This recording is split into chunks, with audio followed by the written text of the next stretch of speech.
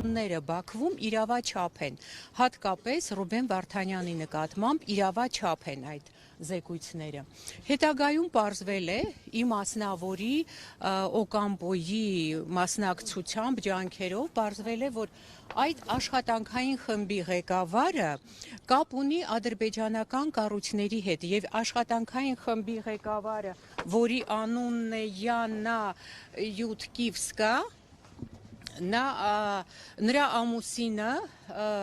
Ուկրաինայում գտնվող Սոկար ընկերության հետ կապ ունի եւ արմատներով ինքը ադրբեջանցի է, ճիշտ է, երկար ժամանակ ապրում է Ուկրաինայում, բայց արմատներով ադրբեջանցի է եւ այսինքն գործել է ի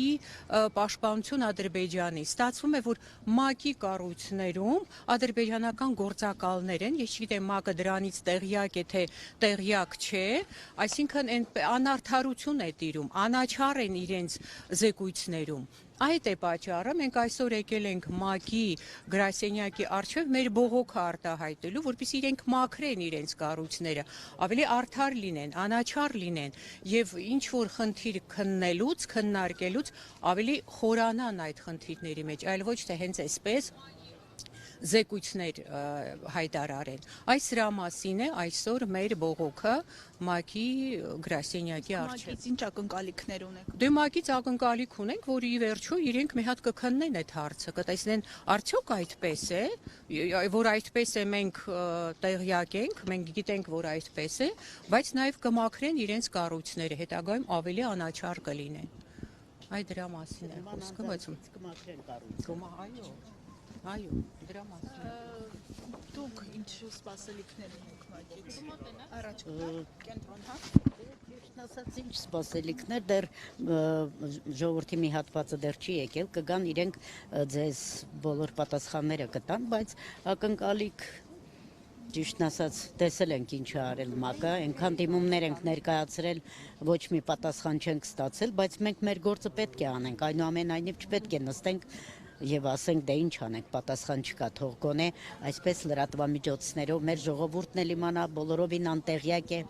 մեր ժողովուրդը ինչ է կատարվում,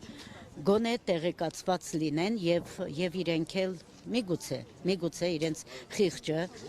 եւ կկարողանանք հասնել նրան, որ այդպիսի կառույցներում չաշխատեն նման մարդիկ, հեռացվեն եւ արդարացի լուծումներ ստանան հարցեր։ Զուգահեռ իրականությունում Բաքվում փակվեց Կարմիր խաչի կոմիտեն եւ մեր գերիներին, ռազմագերիներին տեսակցելու հնարավորություն փաստացի չկա։ Ինչ եք կարծում, սա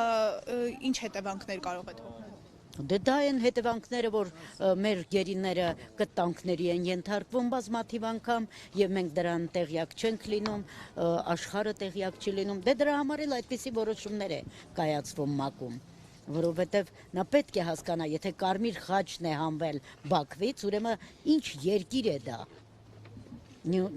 Ես չեմ հասկանում, անգրագետների հավաքածու է ՄԱԿ-ում, չեն հասկանում ինչա կատարվում։ Ուղղակի ապշած եմ ՄԱԿ-ի այդ բոլոր կառույցների վրա, որ նման որոշում են կայացրել։